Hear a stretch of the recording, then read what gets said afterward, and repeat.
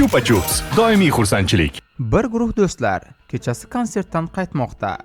Mashina yo'lda ketayotgan paytda hammalari charchagan. Jimjitlik rohat bag'ishlayapti.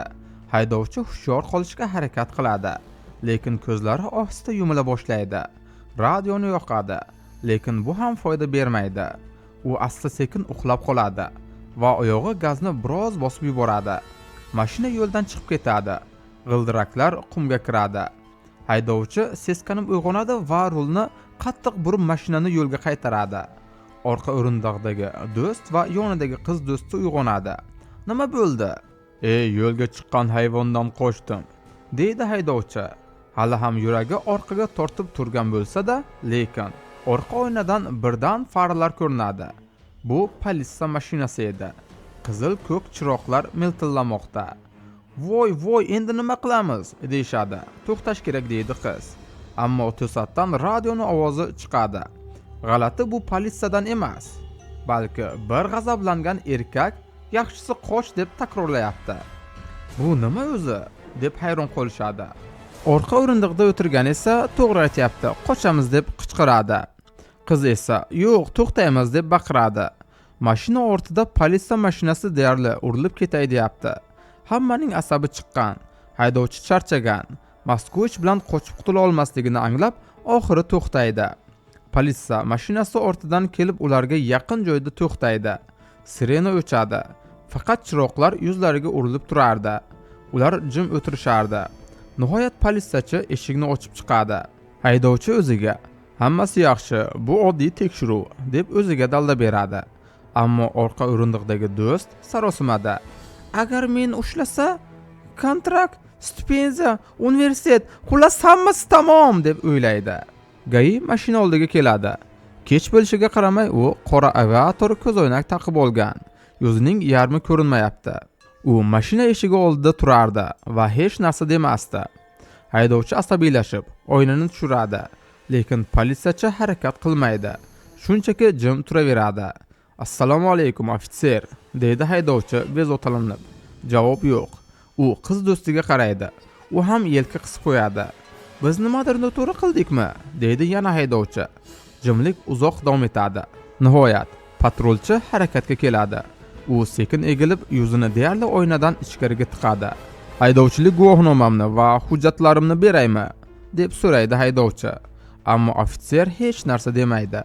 U sekin ko'zoynaklarni pastga tushiradi va haydovchi qip-qizir porlayotgan yovuz ko'zlarga termulib qoladi. Bu ko'zlar hech qanday odamning ko'ziga o'xshamas edi. Ular qichqira boshlashadi. Ofitser og'zini ochadi. Ammo u yerda tish ham, milk ham yo'q edi. Faqat qorong'u, g'ayritabiiy, dahshatli bo'shliq bor edi xolos. U og'zini ochib, ularga qarab o'zga dunyoviy qichqiriq chiqaradi. Siz allaqachon tushungandirsiz. Bu oddiy politsiyachi emas edi va bu albatta oddiy yo'l nazorati ham emas edi. Bu SCP-973 nomi bilan tanilgan xavfli anomal hodisa. SCP-973 aslida ikkita alohida mavjudotdan iborat.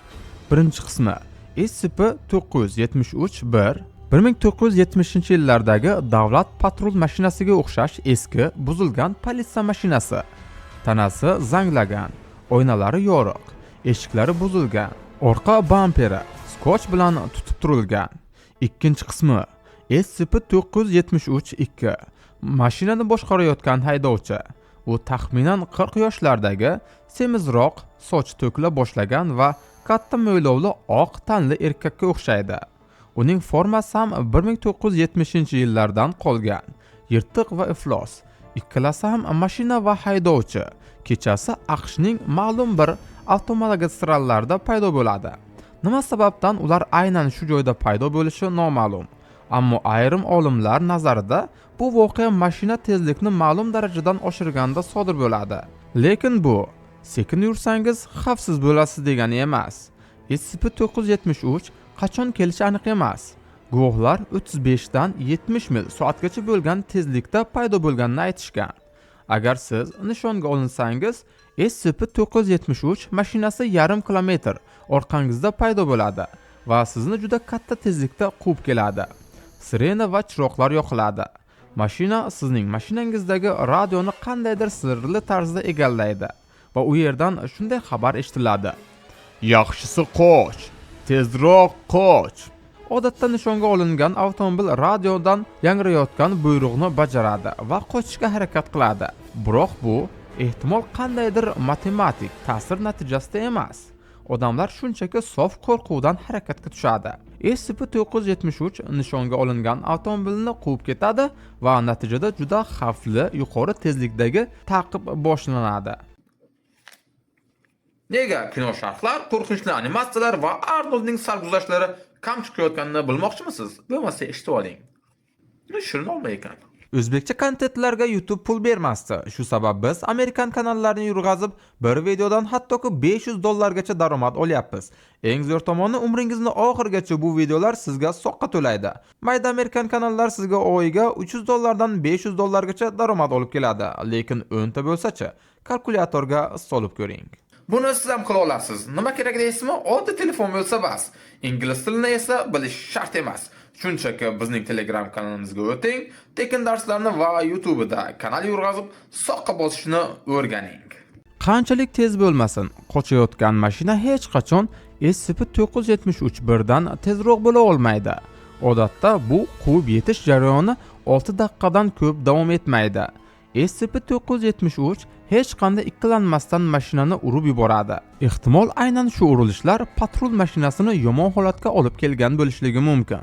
SCP-973 nishondagi avtomobilni to'xtatgach, yo o'z ixtiyori bilan, yo urib yo'ldan chiqarib, nima sodir bo'lishi aniq emas, xullas natija dahshatli.